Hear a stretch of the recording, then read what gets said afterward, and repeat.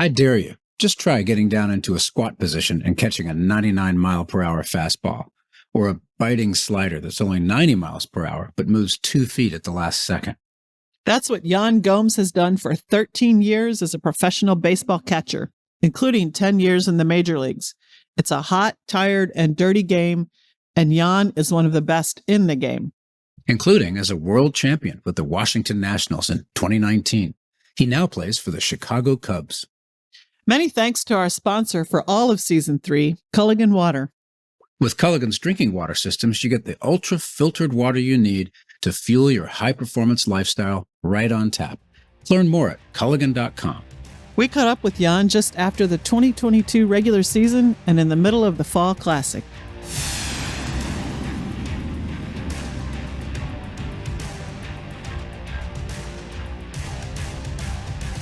So Yan Gomes, welcome to the Adrenaline Zone. It's really cool to have you on the show, especially as the Fall Classic is just getting underway. Well, thank you, guys. I'm really excited to be here and get to chat with you guys. Awesome. And, Yan, we always like to start with how the guests got started and how that led to what you're doing now. And so there are a ton of major league players who began their careers outside the States, especially in Latin America, but it's unusual to find one born in Brazil. So how did you get from there to professional baseball? So I grew up in a house full of sports. My parents were both athletes. My mom was a swimmer. My dad was a tennis coach. He ran a couple tennis programs in Brazil. And it just happened that one of the guys that he was giving lessons to was starting a baseball program or had a baseball program in the city we were growing up. And one day, I think my older brother was 9, I was 6. And he's like, hey, why don't you bring your kids out there, see if they enjoy the game. So we both took a trip out there. The first thing I remember, we played stickball, like in our neighborhood, just almost like a cricket. And so we kind of had an idea how to swing, but did not know which way we were supposed to run. We did not know it was a turn left sort of deal. But I still remember to this day, I would struggle to know which way to run. So I would hit a ball and run straight to third base. And then they were like, I was that kid that shortcut want to take videos of. Exactly. They say some people are born on third base, but it sounded like you had to kind of figure out how to get there the regular way. Yeah, I was trying to get straight there. And apparently you have to go through first, second before you get to third. Go figure. So how did you get to the States? How did you get up here? A short answer is really the American dream. A longer answer, my uncle, so my parents went to school here. My mom went to school at A&M. She swam at Texas A&M. When she went back home, her older brother stayed here and wanted to start a swimming program. They started a special needs swimming program. Oh, wow. And as we were growing up, we would take trips here. And my mom was asked if she wanted to join my uncle in that program. And it was really, she was asked, I think sometime in June. We were up and running in August. Next thing you know, I'm in 5th grade here in the U.S. When I think of baseball catchers, I think of people like me who sink to the bottom of the pool immediately. Kind of really muscular guys. Are you a good swimmer? Yeah, I grew up swimming. I grew up competing since I was young. I tried every sport. So the only sport that maybe I never played in an actual rec set or something like that was a basketball. But I love sports in general. It's what brings our families together. And but yeah, I grew up swimming. I grew up playing tennis, and somehow you combine those two and you get a baseball player. So was it hard adjusting as 5th grader coming into the States, or did you have some English already? Or oh no. It was extremely hard. There was a lot of struggles. I mean, I know now because I have 2 young kids. That teenage years or early teenage years, kids can be kind of mean. They don't understand the things that they're either making fun of each other or which it comes with it. I mean, you're young and you're just trying to learn what your role is in this world. And we were there's a story that I actually just like ran away from school one day, and next thing, and I just wasn't adjusting very well, but then to kind of loop back around, my sports brought us all back together. I had a really good friend of mine that we played baseball with, and they started noticing that I could play baseball, and that's how I adjusted better and started making friends. I would imagine by the time you were senior in high school, you were probably pretty accomplished baseball player and had kind of built a rep there. Yeah, I went to a high school that was mainly all sports. Again, I tried different sports. So I was trying to play football. I was playing soccer. I tried wrestling. Like I just enjoyed being around and staying at school and just trying different sports. And it wasn't really until my junior year where things, I started getting a little bit more of attention. I still didn't know anything about the professional world, though. Did you go to play baseball in college, or did you go straight into the pros? I went to University of Tennessee. Yeah. Mm-hmm. Yeah, that's actually how I met my wife, and really why we live here. Very cool. I'll have to tell Peyton Manning, who I'm in conversation with, that I talked to you, because he probably knows you as a Tennessee athlete. I would think. I hope so. So like a lot of players, you've played for a number of organizations, right? It's like you move around all over the place in the major leagues. I think it's at least 16, like the Blue Jays, Cleveland, Nationals, Athletics, and now the Cubs.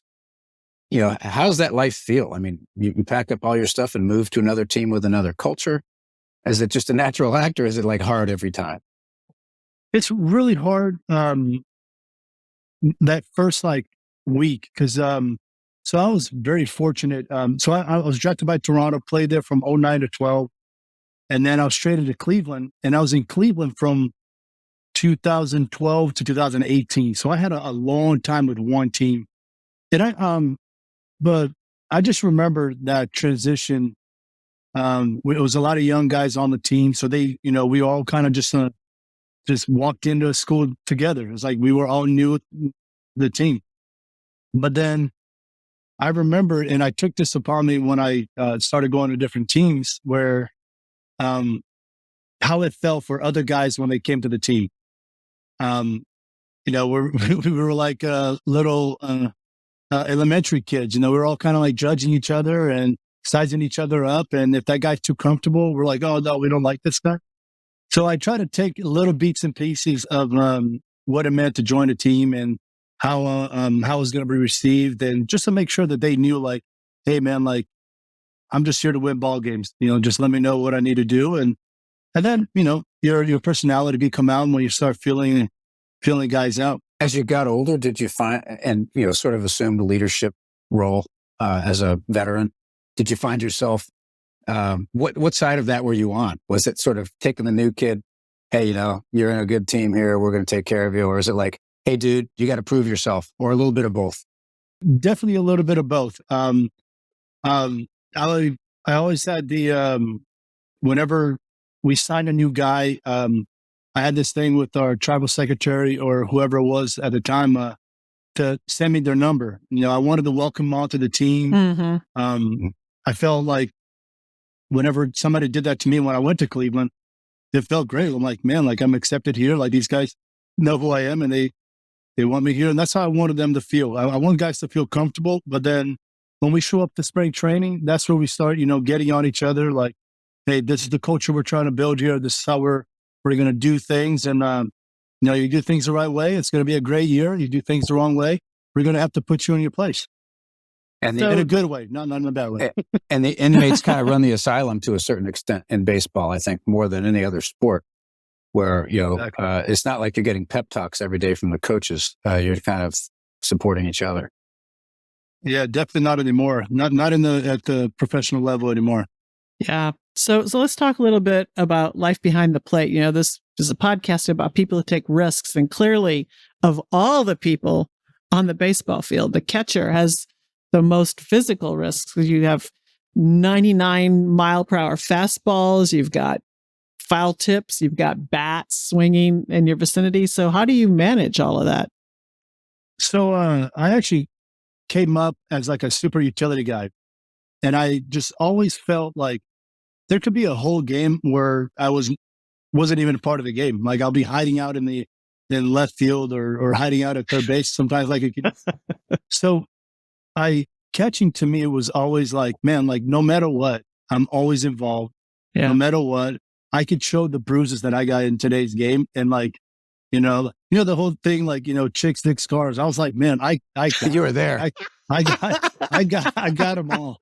So, and I've always taken pride in that. I've always taken pride in, I try not to show too much pain just because, as a catcher, kind of, going with the asking about leadership, we need to be present at all times. And I know there's going to be some times where, you get a foul tip. My thing is like, if you ever see me take a foul tip before, you'll, unless it really, took the wind out of me, I'll be like, hey, let's just keep going. It's going to hurt anyway, so you might as well just keep it going. Meanwhile, the umpire's dusting off the plate, trying to give you a couple of minutes to get your stuff together and all that. Exactly. You guys I'm take like, some hey, let's just keep serious hits. going.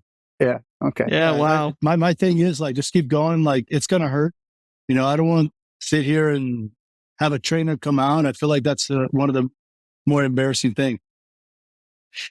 Well, Sandra mentioned she was a catcher when she was a young girl, and I caught in little leagues and pony leagues and all that kind of stuff. I was never all that great, but I just remember how physically demanding it was. So, and my 18-year-old knees were suffering. Your knees must be in a chocolate mess. So how about the endurance? According to baseballreference.com, did a little research here. You're doing catching a pitch about 146 times per game, and that doesn't even include warm-up pitches and all that.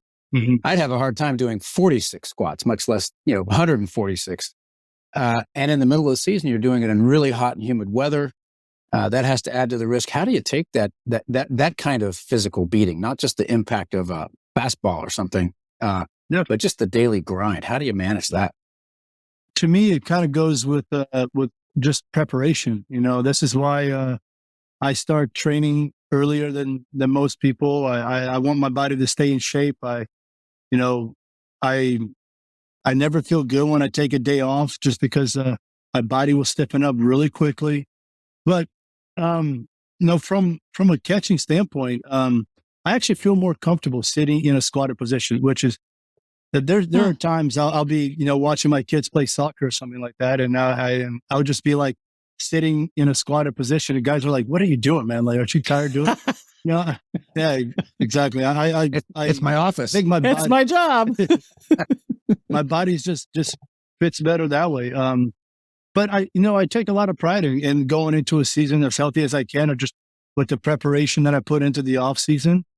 And then as you grow as a player, and really no matter what position you play, you can you'll start to find those things that get you right. You find those things that your body responds well to. For me, it's always I love riding bikes or we got cold tub and stuff like that, and I enjoy all of that stuff just because it makes it helps my body throughout the day. You're passionate about pushing yourself to always be better. Culligan's water experts feel the same. That's why their smart reverse osmosis filtration systems do more than deliver the ultra-refreshing, pure-tasting water you deserve. Their app also lets you set drinking water goals, see water quality information, and get filter change alerts.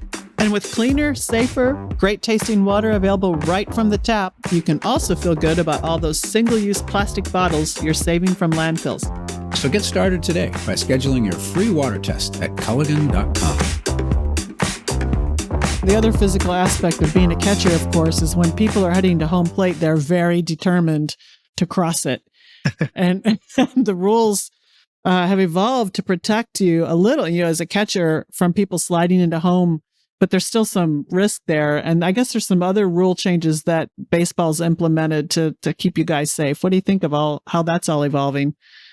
The rule changes, I've never been a huge fan of them. I'll be honest with you. Yeah. I always thought that was that came with part of the job of the collisions and stuff like that.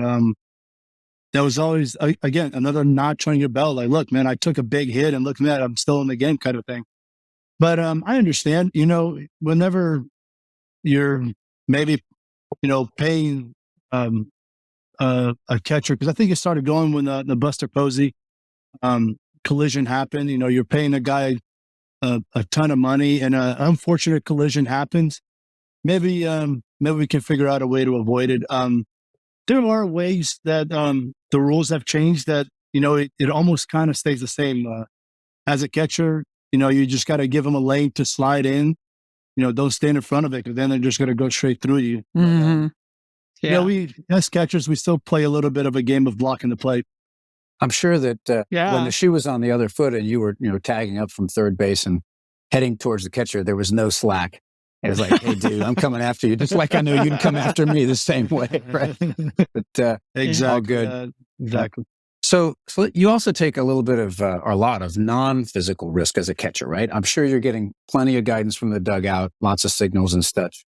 But, you really are the real-time game manager, the leader of the infield. What are the kinds of things you're managing out there, and how can that, go right for you and go wrong for you, behind the plate? You're not just a dude sitting there catching fastballs. You got a lot of mental things going on as well. Well, just the simple things would be, game calling. You have to be, really prepared in what pitches to call and what, hitters' weaknesses and strength. You got to try to stay away from it. And at the same time, being able to have trust in your pitcher that you're calling the right pitches. I've taken, sometimes the role of like trying to like put guys in positions where I want them to be. You say the right or wrong calls. I don't think of it that way because I have enough confidence that what I was trying to put down was the best pitch at the right time. If it works out, it works out. If it doesn't, we're all professionals in this game, and we got to tip our cap sometimes. And I don't view it in a way of right and wrong. I'm just trying to get us through a game as quickly as I can. But you still have to deal, I imagine, with experienced pitchers differently than rookies, as far as how you're managing the game, or is that really not a big deal, or does it change during the season? No, that's a great question. There's different ways of approaching a rookie and a veteran. A veteran will, the conversations that we have, they're more experienced, so they face different guys, and they know that, from the time they face Sandy, like, hey, yeah, sure, he doesn't hit sliders well, but man, Sandy has taken me deep 2 or 3 times on my slider, so let's stay away from that. So you kind of start adding those kind of things into your game plan.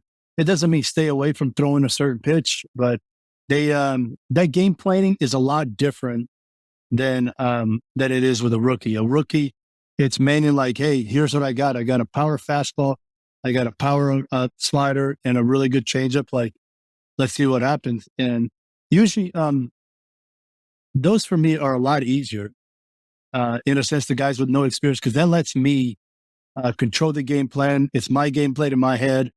I enjoyed that chess match with hitters. I'm calling pitches based on something that I'm gonna, try to call later, like in the 5th or 6th or 7th inning, their third time around. So I enjoy that. Not to say I don't enjoy it with the veterans, but that game plan is way more of sometimes a shout match in the middle of the dugout, trying to figure out where we're going with the game plan. Have you ever felt a little bit like Kevin Costner's character Crash Davis in Bull Durham? There's been certain times where I'm like, hey, mate, dude, just throw whatever you want. Yeah. And then, you get him in the dugout and you're like, hey, if you listen to me, like, we'll figure this out. Like, I'm not a catcher that, it's my game plan or nothing. I try to compromise. But if you're going to sit there and shake me off on the mound because you want to throw this one pitch that everyone knows you're going to throw, then we're going to figure out a better way to approach it. Yeah. Use your head. So baseball is not necessarily a fast game for the fans, at least. I know there's times when it's really fast for you, but but it's a really complex game. There's a lot going on that a lot of fans don't really understand. Can you think of one thing you wish the fans would understand about the game that they probably don't? There's a lot of there are a lot of wasted time. There's, the extra seconds in between pitches and blah, blah, blah. But I think this game now has evolved so much that sometimes that step back that a hitter takes, that it maybe will take an extra 5 seconds or 10 seconds, that is them showing exactly what they're being taught to do at a young age from the mental side of the game. Hey, take a slow step it down. Back, take a breather and slow the game down. Because you look at the game now and you look at the game 5-10 years ago, the average fastball now is like 95, 96, 97 miles an hour. The game is speeding up on its own. So there are times where guys will take their time to slow the game down, and there are being rules implemented to not slow the game down. So I think we're just going to have to speed up the mental side of the game now when, you're being taught to, maybe, gather your mental thoughts quicker. Switching gears a little bit, you were on the Washington Nationals team that won the World Series in 2019. Mm-hmm. After the team came back strong, with a kind of a miserable record in May. And there was some real chemistry in the team that made that happen, right? What would you attribute that to? I'll give you kind of an inside story. So we were 19-31. Our first 50 games. We at the time we had the same record as I think it was like the Tigers, the Orioles. It was like another team that ended up losing 100 games that year. Oof. There was a time we think we lost a series where our team it was a really good team. We had a bunch of high hopes coming in, and there was a meeting that happened in our clubhouse that it was really like it was not sugar coated in any way. So I'll try to PG-13 it. It was really like, hey, we get it. We all suck. If you guys don't get it together, one, everyone's going to be fired. So all these guys that we're looking at, these coaching staff that we love, David Martinez, Bogar, all of our Kevin Long, our hitting coaches, our pitching coach, we love them all. They're all going to be fired because we stink right now. Two, everyone's going to be traded to none of this history that we thought we were going to have together, because we were coming off of a really fun spring training. We were having a really good time. So it was it was a very weird thing. And that's when the conversations around our clubhouse started feeling we really love each other. We really there's a really special thing here. Guys are saying this, let's not let this pass by. And then that's where the motto "Go 1-0 today" started. And then as that trend started going, we had some tremendous guys in our clubhouse. We had, I think that World Series was the two oldest teams in the league. Yeah. I think we were either the oldest or average age. One of us two. Yeah. Per average age on our team. Even though we had one of the oldest guys on the league, and then we had the youngest guy in the league, in Juan Soto. Yeah. But it taught us to really just go 1-0, worry about what's in front of us right now, what's tomorrow, it's going to come. And that really changed our mindset.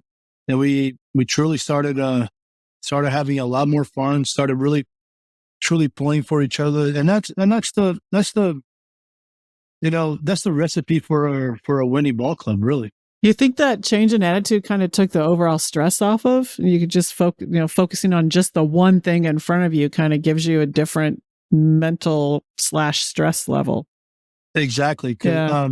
So going into it, there was a lot of very high paid players, guys with a lot of potential. And possibly they felt like that pressure was on them. We had Max Scherzer, Steven Strasburg, Pat Corbin. We had Animal Sanchez. We had a very deep starting rotation. I think Max was having a pretty a good year, but none of us were reaching our potential. So when that conversation happened, it just took the focus from one player and just focused to the team.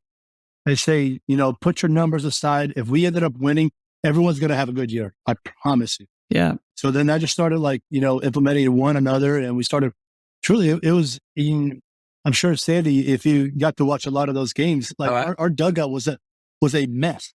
It was the most fun I've ever had in our dugout. Oh yeah. Like anytime we had Baby Shark. We had the whole thing going on. Yeah. As a fan, it was really something to behold. I still got my Finish the Fight, T-shirt, all that kind of stuff. But it was, we just kept believing in this team, and it was remarkable to watch it come back. And as we were talking before we started recording, feels a lot like it looks like in the Phillies dugout. Maybe not as powerful in the Phillies dugout, just looking at how they handle a home run, for example, versus how you all did, but pretty amazing to watch. Now, you were behind the dish for some really good pitching during that series. Among other members of the Nationals pitching staff, you had Max Scherzer and Steven Strasburg, who was obviously the MVP of the series. They seemed like very different people. Max is like growling out there on the mound. He's stalking around and all that kind of stuff. And Steven seems a little more controlled and cerebral, but they're both awesome. So can you compare the personalities and how that translates into getting hitters out? I mean, yeah, you kind of hit the nail on the head. They're both, you're dealing with Max. You're dealing with a guy that is, you just have to try to match his intensity. Like you have to come out of your shell, and you have to you're barking at a barking dog is what's happening. Like he's getting at you. You're yelling right. I love it. But with Max, the preparation. Well, actually, with both, their preparation kind of goes to what we were talking about, the rookie and the veteran. Their preparation was above and beyond the best things that I've ever seen, which goes to show you why they're elite pitchers. Max was very detailed in exactly what he wanted to do. His meetings were very detailed. We really got, from pitch one to pitch whatever, I had to remember this. I wish I had this kind of memory when I was in school. I think I would have been a better student. But whenever it went to Steve, so for me, it's Steven has he's in baseball terms, he's nastier. His pitches look different. His curveball is one of the best curveballs in the game. His changeup is one of the best changeups in the game. You just have to figure out how to manipulate those pitches. And Steven is very methodical. He needs to feel the right way. You need to sequence things the right way with him. Even though I could just throw a number down and it's going to be nasty. Who cares? No one's going to hit it anyways. But Max, on the other hand, had the intimidation factor as you're facing him. Yeah. You're looking at him, and he's got two different colored eyes, and he's drooling at the mount. And, I'm sure you've seen plenty of videos. He's cursing up a storm on the mound, and then I've gotten to face Max when he was in Detroit for a while, and I remember I just faced him this year, and I was like, don't stare at him. Don't look at him. I know what he's going to be doing. Don't look at him. And he's looking right back. Yeah. It's like, he's lasering in on you.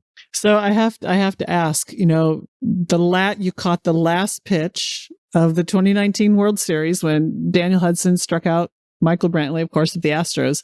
How did that feel, knowing that it was over and you won, and that's the ultimate that you can do in your sport? So throughout the whole playoffs, every game, we did not make things easier for ourselves. I think we really, that whole season, really, I think we had 5 different elimination games that we had to overcome. Mm-hmm. So there goes the stay in the fight, no motto, the go 1-0. And then our celebrations in between those were we cannot believe we're doing this. It was the first time the Nationals had advanced to the NLDS. It's and then the NLCS. And then so then next thing you know, you're like, oh my goodness, we're in the World Series. We're all still having a good time. And, a funny story, as that game is going on, there's a lot of big moments in that game. Howie Kendrick's home run. Off the foul pole. I mean, it was dead silent in that stadium. And you could hear it And gong against the foul pole. It was amazing. yeah, and I'm sitting in the dugout because we were down 3-1. I think I should have known this, but I think we went up 1 or 2 runs, and then we ended up piling in a couple more runs. And I just remember sitting in the dugout, kind of like, we just celebrated. I'm like, kind of in a daze. I'm like, oh my goodness, I got to finish this game now. Like, this is it. Like, I'm like, I'm grabbing all my notes and I'm like, we got to finish this now.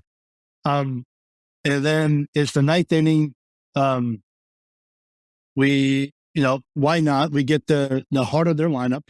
Like, why wouldn't it finish it this way?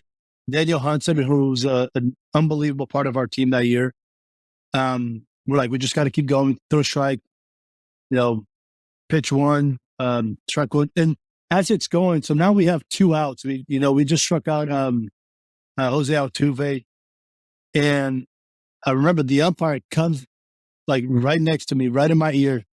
And he's like, you got this, man. Like, you guys are going to do it. Oh And my gosh. I literally remembered this, and I turned around and I'm like, just shut up and sit down. Just call the pitches. Like, Yeah. I love it. I mean, I was just like, That's weird. it wasn't It's like, dude, don't distract me. Yeah. I know. I mean, yeah, it was What a moment. Yeah. it was an unbelievable moment. Yeah. Yeah. I mean, I could go even deeper Yeah. into the parts of the games that, because like you said, like these games, that all reverts back to what you've worked for, why you do what you do. Now you're in the biggest stage. Your adrenaline is pumping, out of the roof. Like you don't know what, but the preparation that we put in, it's really hard to explain how we were all able, I know myself, to think clearly. It was a very interesting moment, which has kind of changed the way I view the game and see the game from that moment on. And I ended up putting the ball in my pocket, and next thing you know, we're jumping up and down, and it was just like the wrong thing to say is that the celebration was less, because it was nowhere near less, but it was just like it was just a different type of celebration. No, now we're looking at each other in like, you're a World Series champion. You're a World Series champion. So it was a moment where, we had a guy like Ryan Zimmerman, who's been with this organization, with the Nationals for, as long as the Nationals have been there. He was a rookie. And just watching the look in his eyes when he's like, I can't believe it. Like, we've done it. We're all grown men and we're all in tears. It even gives me goosebumps to even think about it, because I remember those moments like it was yesterday. Wow. So did you get to keep the ball that you put in your pocket? I think Sandy knows that answer, right? Awesome. I do That's that. right. That role. And it's not for sale. No.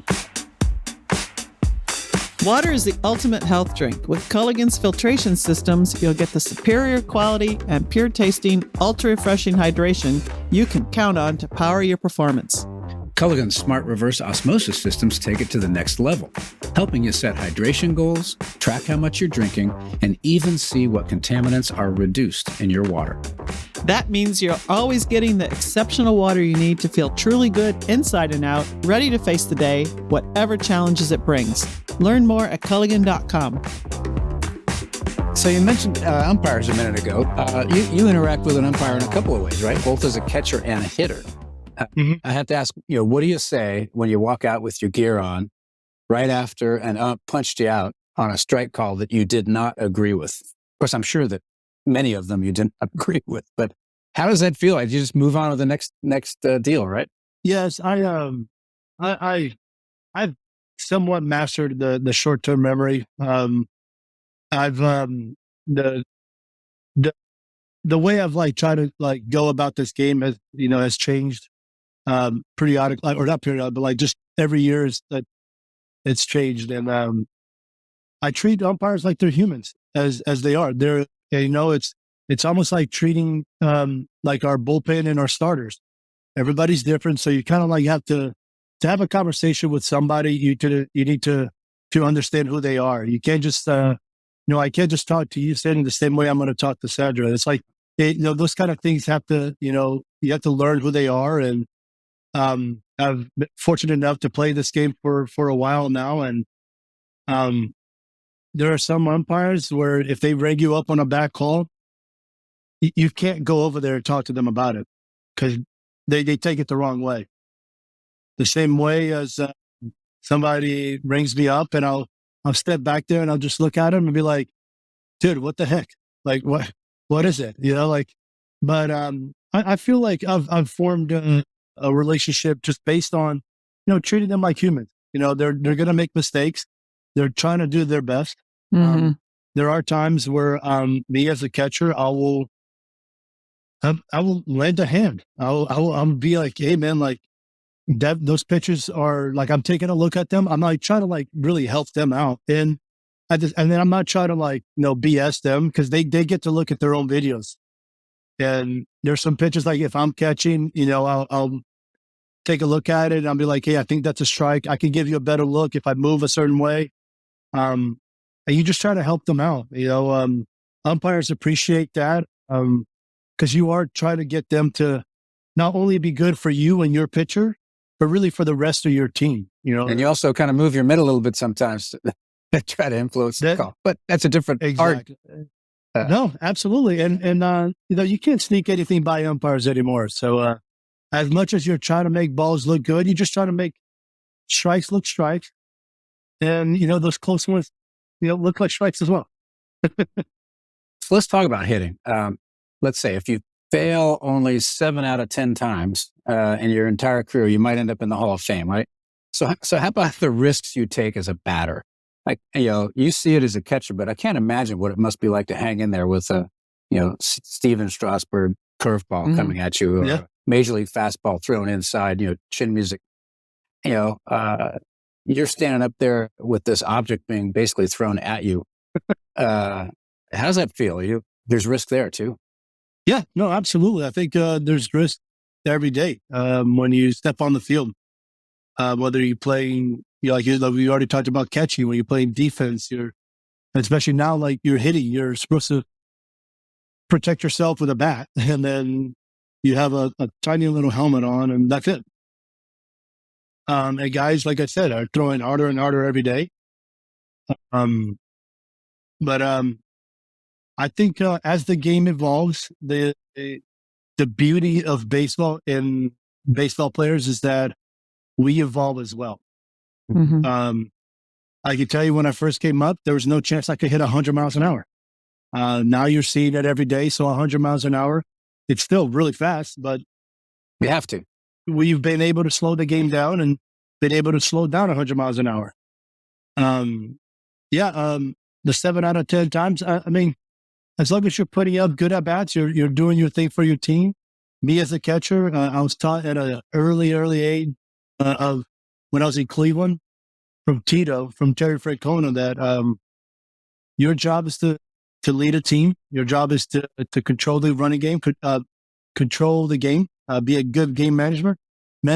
If you get extra hits, that's an extra for us. So just do your thing. And I've really taken that to heart. Not to give myself an excuse for being an average hitter, or maybe below average hitter, but I think it's definitely taken a little bit of the pressure from being, oh no, I got to get this done. So how much do you think being behind the plate helps you with the hitter side? Does he think that helps at all or not? Because you can kind of know the psychology of it all being a catcher, right? Yeah, that's a very frequent asked question. Because there's sometimes, so it can help you and it can hurt you. Because at the same time, you're taking guesses. You're taking guesses of what they're going to throw. But then a lot of times I do feel a trend of where the game's going. And I'm like, all right, he's going to have to show me a certain pitch, at some point. Then I will, take advantage of that and jump on a pitch and understand that, like, okay, he's got to throw a strike here. So let me be more aggressive. But then there's at the same time where I'm trying to call a game against myself to get myself out. That's what that 5 seconds is for when you back out of the batter's box. You overanalyze it. Overanalyzing is bad. Yeah. So for me, it's always been just do what you do. Just put the game in autopilot.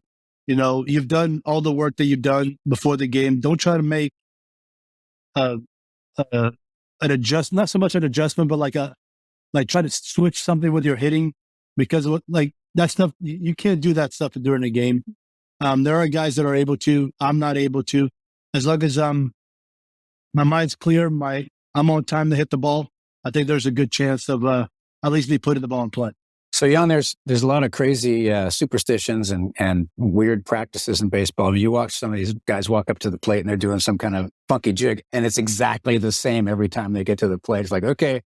But so we like to ask our guests, and I think asking a baseball player, this is like the best person to ask this question, and that is, do you have any sort of pregame rituals you go through, or pre-batter's box rituals, or anything that you do that kind of is part of your approach to the game? It's not a superstition as much as it is a routine. So I don't want to say I hate the word superstition, because how many times there's a rain out during a game, and some of those things don't happen. So if you can't put those, you're out of luck. You have to create routine. And I definitely have a routine.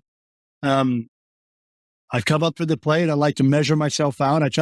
But again, we're trying to make it quicker. I try to measure myself out and then draw a line, because I want my stride to be straight. It's not to say that if I don't draw that line, because there's a lot of times that I draw the line, my cleats are, and they're all crooked. So, but for a pre-game thing, I'm a very early guy. I like to make sure that I have everything done very early.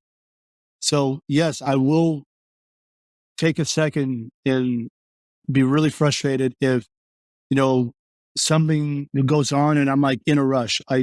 Those are the things that I can, because as a catcher, so from a 7:00 game, I'm getting ready, 5:30 to go out and warm up a pitcher. I have to get out there earlier than most guys, early as a pitcher. So I have to make sure that I have everything set. And I do like to, take my time, whether I go and sit out in the bullpen, just to take a second to just absorb what's happening. Thank God again for every opportunity that I've gotten in this game, and just clear my head and get ready for, another game. Well, it was a remarkable year in 2019, and we in Washington as fans were really, really happy when you came to the team, and frankly, we were very sad when you left. But it's baseball, right? It is what it is. You had a really good partnership, I think, with Kurt Suzuki that year, who I've met and think the world of, and it's really neat to be able to talk to you today about some of those experiences you've had. I mean, you were like the number one guy in terms of baseball players that I wanted to bring onto the show, just because of your experience with Washington and your reputation. So thanks for taking time out of your off season. We wish the best for you next year with the Cubs, right? Unless weird things happen and you get traded, you never know. But you're probably bedrock of that organization right now. But thanks so much for joining us today. It's been really cool. Thank you. It's been wonderful. Well, thank you guys. This was an honor to do. I've gotten to listen to some of the podcasts, and I truly enjoy what you guys are doing. No, thanks. Very cool. We're enjoying it too, just having all these amazing conversations with people. It's been a lot of fun. Hey, well, thank you guys. That was Chicago Cubs catcher and 2019 World Series champion Yan Gomes. I'm Sandra Magnus. And I'm Sandy Winnefeld. Thanks again to Culligan Water for sponsoring this episode. Your life is about taking risks. Your water shouldn't be. Learn more at Culligan.com. And check us out on social media, including our videos of our interview with Yan on TikTok. Our handle is very simple, @TheAdrenalineZone.